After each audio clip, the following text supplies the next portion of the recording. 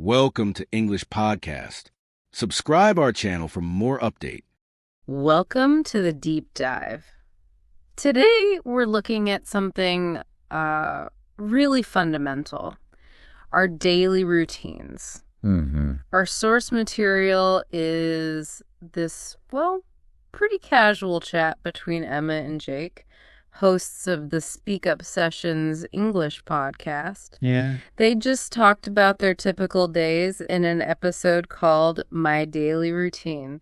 And what's interesting right away, I think, is how much you can learn from just the everyday stuff. This isn't some, grand scientific study. Right. It's just two people sharing their days.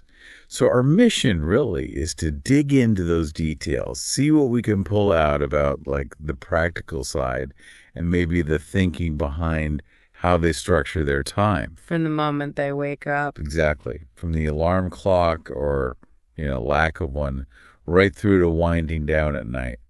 Okay, let's dive right into those morning rituals then. Because it seems like that first hour or so, it really can set the tone, can it? It really can. And Emma seems to have a pretty consistent start, maybe even quite intentional. Oh, absolutely. She's up around 6:30 a.m., often before her alarm, which, like you said, it sort of suggests a really good internal clock, doesn't it? Yeah, Fidela. And that first thing, drinking water, she keeps right there. It's small, but it's proactive, tackling hydration immediately. Then, 5 minutes of stretching. And making the bed. She calls that a small win. Ah, okay. And that seems key, right? Starting with a feeling of accomplishment, a bit of order. That small win idea, I like that. It's like building positive momentum from the get-go. Exactly. And then the coffee, of course. Familiar step for many of us, I'd imagine. Followed by a light breakfast, oatmeal, yogurt, toast. Sounds quite, gentle. Deliberate, maybe. Yeah, a deliberate entry into the day. Now, Jake's morning. Well, that's quite a contrast, wouldn't you say? It really is. He admits he's not a morning person at all. No, wakes up closer to 8.0, maybe of 8:30. And the snooze button gets a workout. Oh, yeah. Relatable for many, I'm sure. And then the phone thing, grabbing it straight away. He even says it's not ideal. That immediate digital hit. It highlights that, pull of devices first thing. It's such a contrast to Emma's focus on, physical stuff first, water, stretching. No, internal versus external focus almost. Right. But Jake does try to shift gears after that, doesn't he? He mentions trying to put the phone down, do some push-ups, jumping jacks. Yeah, like a conscious effort, isn't it? To inject some activity after the screen time. Right. Okay, I need to reset here. And then straight to the coffee machine. Black coffee, no sugar, very functional. Get the engine started. Pretty much. And breakfast is quick, too. Banana, energy bar. Seems like speed and fuel are the main goals there. So Emma's morning feels more like a ritual, maybe? A sequence. Jake's feels a bit more reactive, like trying to get going quickly. Precisely. Which brings up that interesting point. You know how much is just our natural rhythm, like being an early bird or night owl, versus the habits we actually choose and build? That's a great question. It feels like Emma maybe leans into being a morning person, structuring things around that. Possibly. Whereas Jake is maybe navigating around not being a morning person, but still trying to fit in some good habits. Yeah. Finding a way that works for him. Okay, so what about after breakfast? Exercise comes up. Right. Emma seems pretty consistent there. Yeah, after her breakfast, she aims for about 30 minutes, maybe 5 days a week. Yoga, running, walks. And she mentions it makes a huge difference mentally for her. Exactly. That really stood out. It's not just physical health. It's tied directly to her, mental state, cognitive well-being. Yeah, integrated, not just tacked on. Now, Jake, his morning activity sounds a bit more flexible. It does seem that way. He says he does something similar, but not necessarily every day. Sometimes he just dives straight into work, right? Emails, maybe meetings first thing. Suggests maybe work demands sometimes take priority over that fixed exercise slot in the morning. Could be. Or just more variability day to day. Okay, so these different morning styles, how do they carry over into the actual workday? Emma seems to start with, real organization. Yeah, around 9 a.m., she makes a to-do list. And she prioritizes just 3 main tasks for the day. Smart. Focuses the effort. Definitely a classic time management technique. Avoids that scattered feeling.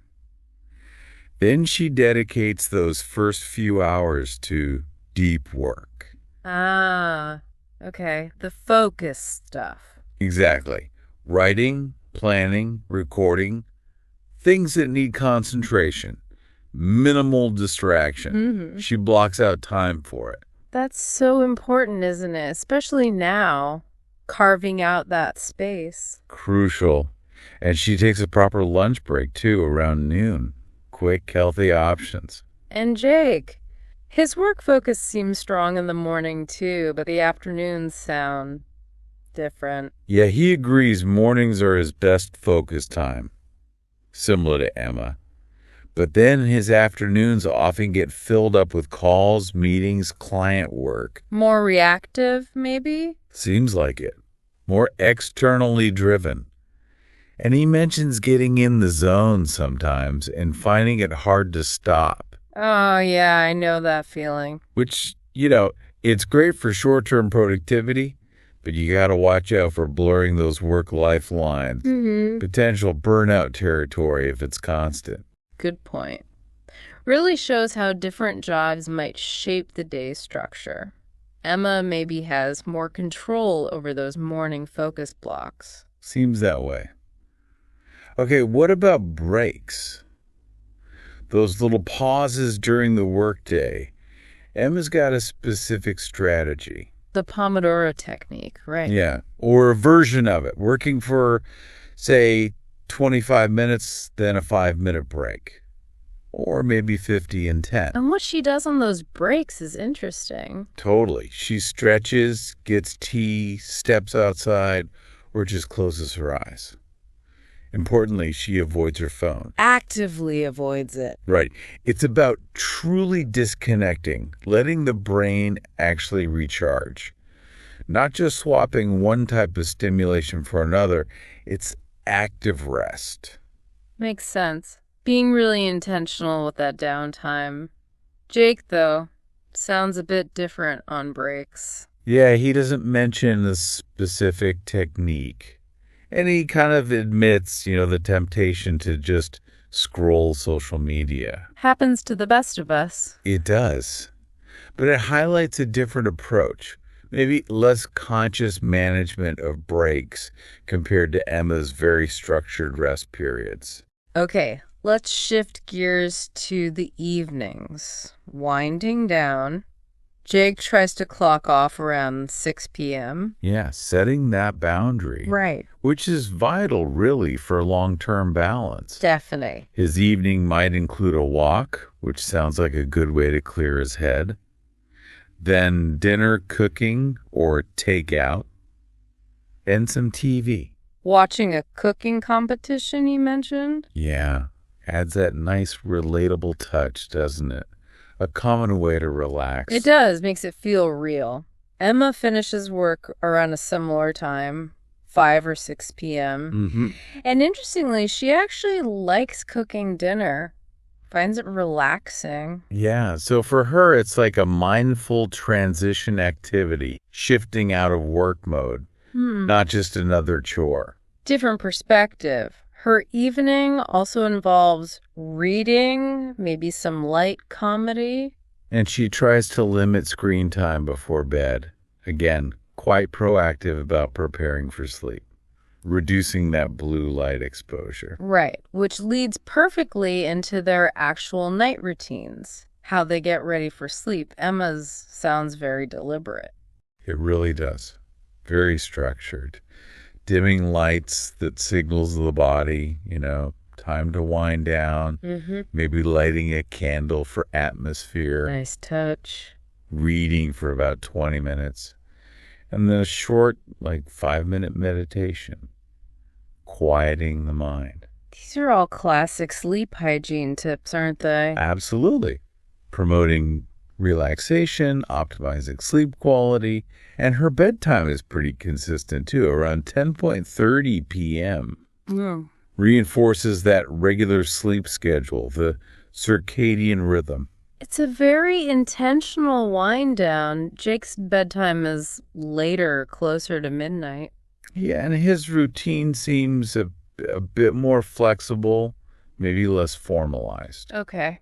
He mentions trying to wind down with calming music or journaling, both good strategies. But he also admits sometimes he just falls asleep. No specific routine needed that night. Which kind of shows routines don't have to be super rigid. Exactly. They can adapt. The main thing is finding what signals rest time effectively for you. Doesn't have to be this elaborate ritual every single night. So, pulling this all together, they both shared some final thoughts on why routines actually matter to them. Emma talked about structure, how habits help you reach goals even when, motivation is low. Yeah, that's huge. Routines build momentum. They automate things so you don't always need sheer willpower, which, let's face it, can run out. True. And Jake pointed out the cognitive benefit routines freeing up mental energy. Less decision fatigue. That's such a key point.